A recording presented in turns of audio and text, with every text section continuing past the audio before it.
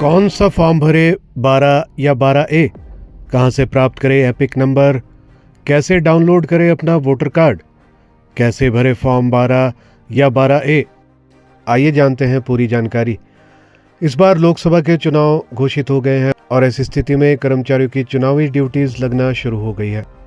चुनावी ड्यूटी के साथ पोस्टल बैलेट से वोट डालने के लिए इस बार 2 फॉर्म दिए जा रहे हैं, जिसको भरकर आपको अपने चुनाव क्षेत्र के रिटर्निंग ऑफिसर को प्रेषित करना है। अब इसमें से कौन सा फॉर्म आपको भरना है और कैसे भरना है, इसके बारे में बात करते हैं।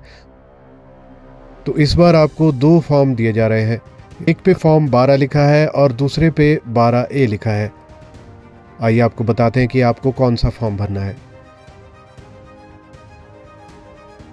यदि आपका निर्वाचन क्षेत्र यानी कि जहां पर आपका वोट है वो और जहां पर आप ड्यूटी कर रहे हैं वो एक ही है, तो ऐसी स्थिति में आपको फॉर्म 12A भरना है। और यदि ऐसा नहीं है, यदि आपका चुनाव क्षेत्र अलग है और जहां आप ड्यूटी कर रहे हैं वो अलग है, जिस प्रकार से यदि आप शिमला चुनाव क्षेत्र में ड्यूटी कर रहे हैं और आपका जो वोट है वो हमीरपुर क्षेत्र में है, तो ऐसी स्थिति में आपको फॉर्म 12 भरना पड़ेगा। तो यहाँ से स्पष्ट होता है कि जिस चुनाव क्षेत्र में आपकी ड्यूटी लगी है और जो आपका वोटिंग चुनाव क्षेत्र है वो यदि अलग अलग है, तो ऐसी स्थिति में आपको फॉर्म 12 भरना है। और यदि ड्यूटी चुनाव क्षेत्र और वोटिंग क्षेत्र आपका एक ही है, तो उस केस में आपको 12A भरना है। जैसे यदि आप सोलन में काम कर रहे हैं और आपका जो है शिमला संसदीय क्षेत्र है, तो भी आपको फॉर्म 12A ही भरना है, क्योंकि शिमला संसदीय क्षेत्र के अंदर ही सोलन, शिमला और सिरमौर ज़िला आते हैं। हाँ, यदि आपका संसदीय क्षेत्र भिन्न है, यानी कि आप शिमला संसदीय क्षेत्र में काम कर रहे हैं और जो आपका वोट है वो वहाँ से बाहर कहीं किसी दूसरे संसदीय क्षेत्र में है, जैसे हमीरपुर, कांगड़ा या मंडी, तो उस स्थिति में आपको फॉर्म 12 भरना है। तो उम्मीद है आपको ये क्लियर हो गया होगा कि कौन सा फॉर्म आपको भरना है। तो चलिए अब इसके बाद बात करते हैं इस फॉर्म में क्या क्या भरना है, लेकिन उससे पहले आपको अपना एपिक नंबर जानना होगा।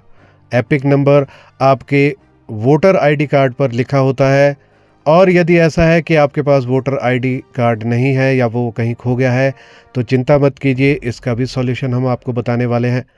तो यदि ऐसा है कि आपके पास वोटर आईडी कार्ड नहीं है, तो ऐसी स्थिति में आपको क्या करना है उसके बारे में हम बताने जा रहे हैं।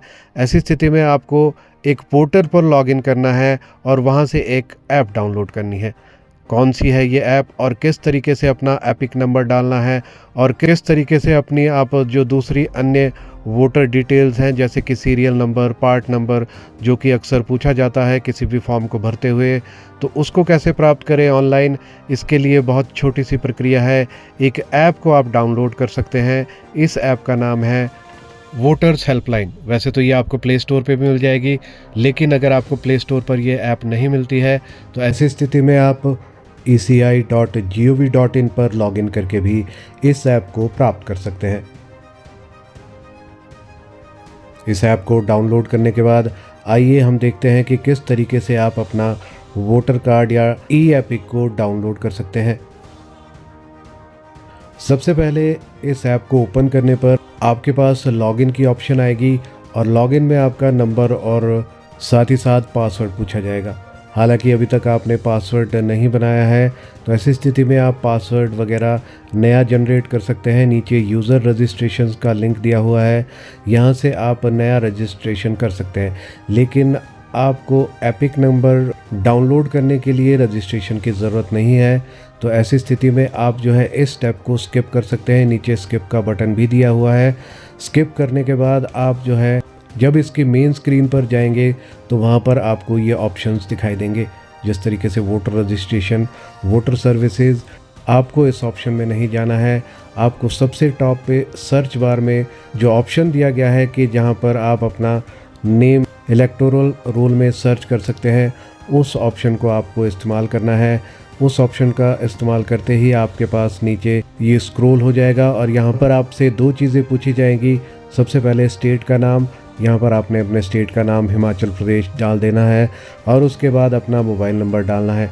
मोबाइल नंबर डालने के बाद आपको एक OTP आएगा और जैसे ही आप अपना OTP एंटर करेंगे, आपका जो वोटर कार्ड है या जो इलेक्ट्रॉनिक एपिक नंबर है वो जनरेट हो जाएगा और सारी की सारी डिटेल्स आपके मोबाइल में आ जाएगी।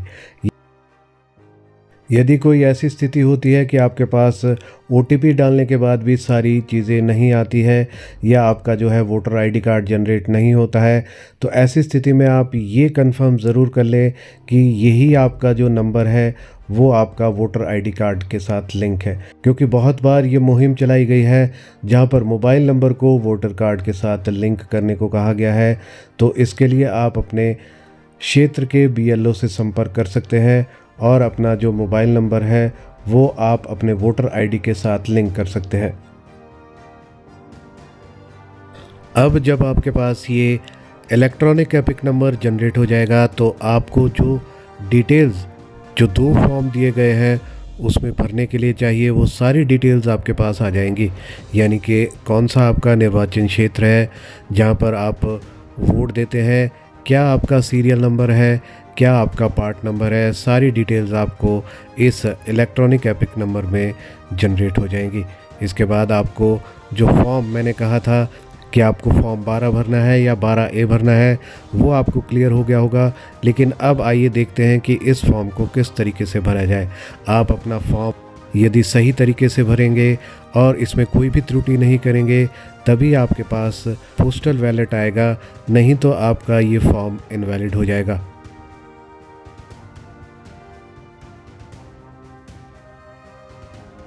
तो आइए फॉर्म भरना शुरू करते हैं। यहाँ पर हम 12A फॉर्म भर रहे हैं। हालांकि आपको जो सही फॉर्म आपका है, यदि आपका सही फॉर्म 12 है तो उसे भरा जाएगा। यदि आपका सही फॉर्म 12A है तो आप उसे ही भरें। सही फॉर्म भरने पर ही आप उसे प्रेषित करें। हालांकि दोनों ही फॉर्म में एक ही तरह की लगभग जानकारी मांगी गई है, लेकिन आपको सही फॉर्म भरकर ही भेजना है। साथ ही साथ आपको जो ये एपिक नंबर आपने जनरेट किया है इसकी फ़ोटोकॉपी भी आपको इस फॉर्म के साथ लगानी है। तो आइए इस फॉर्म को भरते हैं। यहाँ पर हमने 12A फॉर्म लिया है। तो सबसे पहले यहाँ पे जो टू द रिटर्निंग ऑफिसर लिखा है और साथ में असेंबली या पार्लियामेंट्री कॉन्स्टिट्यूएंसी दिया गया है। तो आप देखेंगे जो राइट हैंड साइड पर हमने जो एपिक नंबर जनरेट किया था उसमें भी आपका जो असेंबली कॉन्स्टिट्यूएंसी भी दिया होगा, पार्लियामेंट्री कॉन्स्टिट्यूएंसी भी दिया होगा। तो ये दोनों ही आप यहाँ पर भर सकते हैं। हालांकि असेंबली कॉन्स्टिट्यूएंसी भरना आपका जो है कंपलसरी है। तो और इसके बाद आप स्लैश लगाकर पार्लियामेंट्री कॉन्स्टिट्यूएंसी भी भर सकते हैं। इसके बाद हम नीचे चलेंगे तो यहाँ पर भी आपको ऊपर की तरह अपना जो असेंबली कॉन्स्टिट्यूएंसी है, जो नंबर है और साथ के साथ जो नाम है वो यहाँ पर भरना है। इसके बाद I have bin posted on election duty within the constituency at dash number and name of the polling station. यदि आपकी ड्यूटी लग चुकी है तो ये आप भर सकते हैं। ये डिटेल्स आपकी जो ड्यूटी लगी है उस पर दी होगी, जो आपका पोलिंग स्टेशन होगा जहाँ पर आपकी ड्यूटी लगी होगी तो उसको आप भर सकते हैं। और यदि आपकी ड्यूटी अभी नहीं लगी है तो आपको इसे खाली छोड़ना होगा। इसके बाद जो डिटेल्स पूछी गई हैं जैसे कि सीरियल नंबर, पार्ट नंबर, तो जैसा कि मैंने पहले भी बताया था आपको कि बाद में ये डिटेल्स आपको काम आएगी। तो जो आपने electronic epic number right hand side पर आप देख सकते हैं जो जनरेट किया है उसमें आपको नीचे part number, part name, serial number, ये सारी डिटेल्स मिल जाएंगी और इसको आप यहीं से देखकर आप इस फॉर्म पर भर सकते हैं। और लास्ट में आप देखेंगे कि आपसे एड्रेस पूछा गया है, जिस एड्रेस पर आपके पोस्टल बैलेट को भेजा जाएगा। तो यदि आप अपने कार्यालय का एड्रेस देते हैं तो आपके कार्यालय पे पोस्टल बैलेट पहुंचेगा, और यदि आप अपने घर का या जहां पर आप अस्थायी तौर पर रह रहे हैं वहां का एड्रेस देंगे तो वहां पर पहुंचेगा। तो इस तरीके से पूरा फॉर्म आप सही तरीके से प्लेस, डेट और राइट हैंड साइड को आप अपने सिग्नेचर तथा नाम लिखकर इसको ज़रूर प्रेषित करें। और दो जो बातें इसके साथ आप याद रखें वो ये कि एक तो अपना फ़ोन नंबर आप इसके टॉप पर, ये जो फॉर्म आपने भरा है इस पर आप अपना मोबाइल नंबर ज़रूर अंकित करें, क्योंकि किसी भी तरह की त्रुटि या किसी भी तरह की जानकारी अगर विभाग को चाहिए होगी, इलेक्शन कमीशन को चाहिए होगी, तो वो आपको कॉल करके कांटेक्ट कर सकते हैं। और दूसरा जो ये आपने एपिक नंबर जनरेट किया है इसकी फ़ोटोस्टेट कॉपी भी आपको इस फॉर्म के साथ लगानी है, और आपको जिस दिन आपकी रिहर्सल होगी या किसी भी दिन आप इसको सबमिट करवा सकते हैं।